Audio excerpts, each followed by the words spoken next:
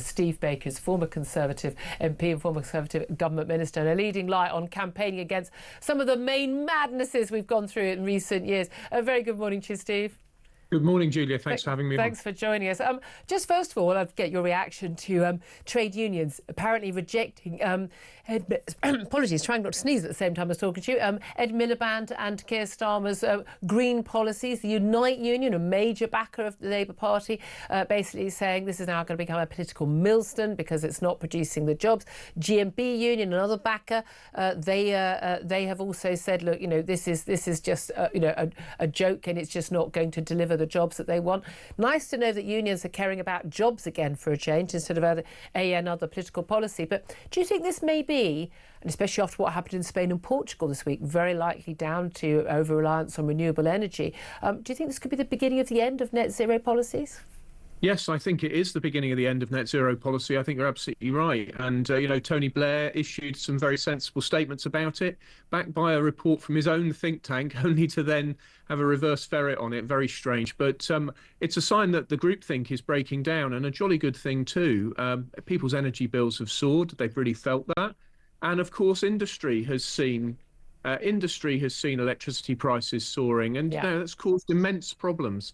And so, of course, I'm not surprised that unions at last, with a Labour government in power and a few years ahead of them until the next general election, that they're willing finally to start speaking up. It's in their members' interests that they should do so. And that's the thing, because this is about jobs. I mean, certainly the GMB union representing oil rig workers in Scotland, they started seeing this very, very quickly, and it's very, very interesting to see Norwegian senior minister in the Norway government basically saying we would never turn our back on North Sea oil and gas the way that Britain has done, and the fact that when we don't have enough sunshine, like on a day like today, or enough wind, which is remarkably often, we have to rely on getting energy from elsewhere, including from Norway, who are getting their energy from the resource that we could be using but are choosing not to. I mean, this is economic suicide, isn't it? Well, it is crazy. And even if one takes the position of the Committee on Climate Change, we still need gas for a very long time in order to deal with this problem of intermittency.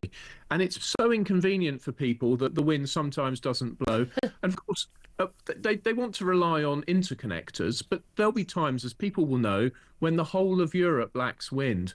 And, it really has not been sensible to make ourselves so dependent on intermittent power, and it's a mistake that's going to have to be corrected. Norway is, of course, blessed with hydropower, which, great for them, and in fact Norway has a lot of very, very high power charging stations through the country. I've been an occasional visitor to Norway for many years, but hydropower is a great blessing to them. But they're right, we can't be without oil and gas.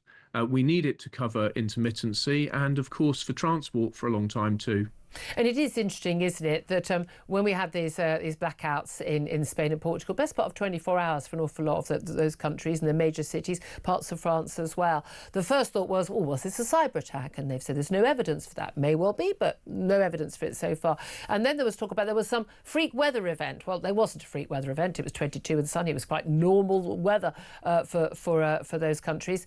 But it does seem all the evidence, and again, not from conspiracy theorists or climate deniers in quotes like myself, but simply from people like the people running the electricity grid in Spain, that actually it looks like there was a problem with intermittent surges and the like from solar farms, and that actually the over-reliance and huge reliance they've got on solar power and wind energy in Spain, but in particular, and in Portugal, was the cause. But it's interesting how that has just been quickly skirted over by mainstream media in this country. Move along, nothing to see here. If they thought this was a result of climate change or anything else they could think of, or even a cyber attack, this would still be front page news today, and it isn't.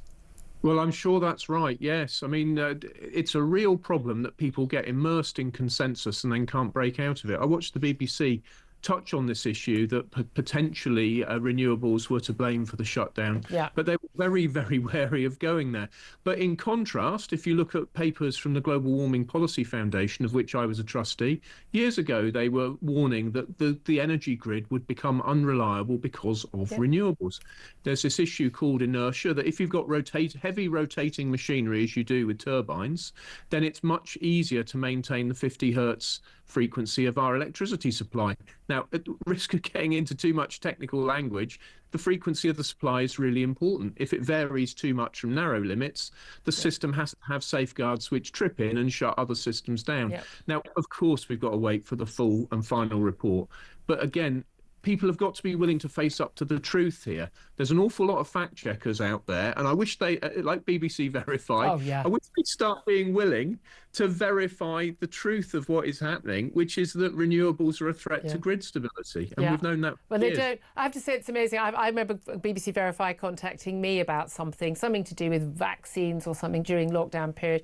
And I responded. I gave them a response. But I said, and here's a list of things you could be actually verifying and questioning. It's amazing when there is something that's genuinely worth us knowing. Like, oh, what is the completely non-partisan, non-political view on this? Nope. Complete silence, absolute, nothing going on there at all. It's quite bizarre. Can I ask you about a couple of other big stories that are in the news? One is the news, the revelation this morning from the Metropolitan Police that counter-terror police are going to investigate online videos showing the Northern Irish rap trio Kneecap calling for the death of British MPs, saying very clearly the only good Tory is a dead Tory, kill your local MP, and also shouting up Hamas, up Hezbollah. Now, the copy I've got says allegedly. There aren't actually charges brought yet, so it's not sub judice.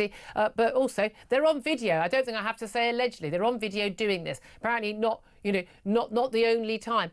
Given that, two of your parliamentary colleagues, when you were an MP, were actually murdered in recent years, Joe Cox and David Amess, someone shouting, and encouraging people to kill your local MP, but also people supporting proscribed terrorist organisations responsible for the most disgusting atrocities against our allies. What do you make of that? And should there be prosecution? Well, yeah, there certainly should be an investigation and prosecutions, in my view. It looks like a clear case of incitement to murder, a clear case of support for proscribed organisation, which is also an offence. And the Shadow Home Secretary, Chris Philp, has set that out in a letter to Glastonbury asking them to ban Kneecap. I mean, there is a limit. Should they be banned? I'm a free speech. You're not allowed to incite violence. You should be criminally prosecuted for that. But why do they have to be banned from Glastonbury? I just want them to not incite violence. Well, indeed. I mean, that's a good point, but there are limits on speech in this country. I'm a big free speech advocate as well, but I do think it's reasonable that inciting violence is a criminal offence. I do think it's reasonable that we prescribe terrorist organisations and make it an offence to support them. I mean, we've got to remember what actually happens here. Yeah. We had a police officer shot, thankfully survived in Northern Ireland while I was a Northern Ireland office minister. The dissident Republicans attacked him at a football match where they knew he wouldn't have his personal protection weapon. And I think in Northern Ireland, it is worth remembering that it's a place unlike the rest of the United Kingdom in some regards. The police officers are armed there. Northern Ireland office ministers and others require close protection in Northern Ireland. This is extremely serious. And of course, the murder of members of Parliament puts this in sharp relief. It's slightly close to my heart, this one, because at the time they were complaining about Conservative members of Parliament taking decisions about Northern Ireland from London. I was, of course, one of those ministers. So, I wonder if these guys take themselves seriously. But one thing I can say for sure is that the law must take seriously what they've said. We don't pass this legislation, just for virtue signalling. If they've incited murder, then they should be prosecuted for it and face the full weight of the law. Can I also ask you, as a keen Brexiteer and campaigner for Brexit over the years, what do you make of the talk that we've basically got a UK trade deal that's sort of ready to be signed, but we're slipping down the list because the US concerns about Keir Starmer trying to take us closer to the EU, going for this dynamic alignment on basically pretty much every rule going when it comes to manufacturing and agriculture and everything, which would mean that we'd have to follow EU rules even when they weren't in our interest, which, by the way, was the whole point of leaving the EU when it came to the rules side of things, and basically saying, well, and many of his ministers saying, look, the EU as a bloc is a bigger trading partner than the US is as just one country. Do you think that could possibly put that US trade deal at risk?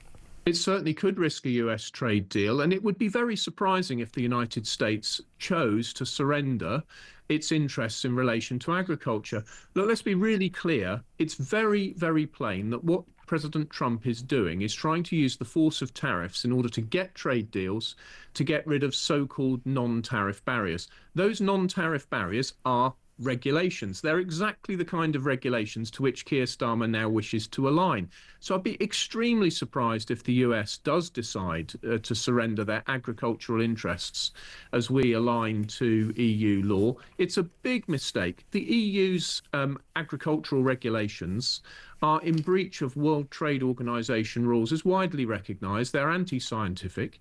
We have obligations under our Pacific Rim trade deal that we joined, the CPTPP.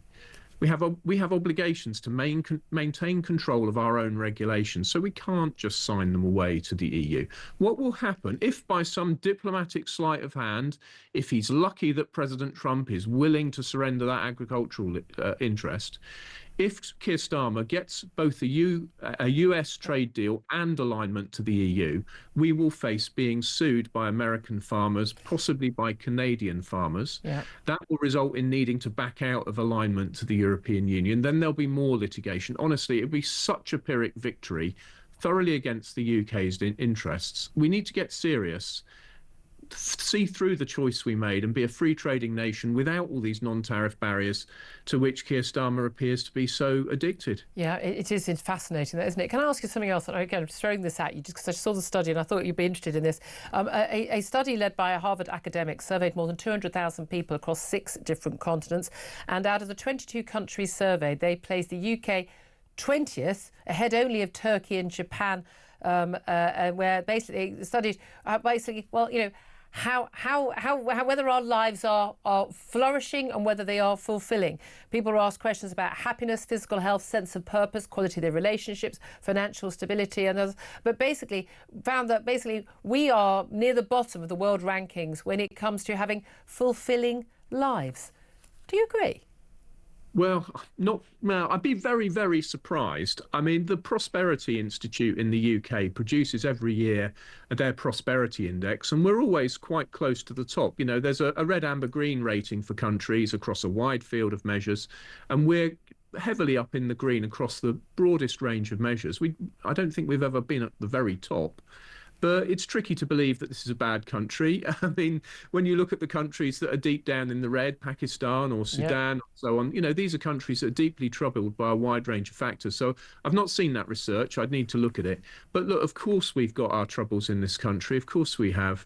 But the idea that we're at the bottom of the rankings for fulfilling lives, I find hard to believe. Don't accept it. I like that. Steve Baker, former Conservative Government Minister, former MP, really appreciate you joining us, covering all that different ground. Thank you very much for that.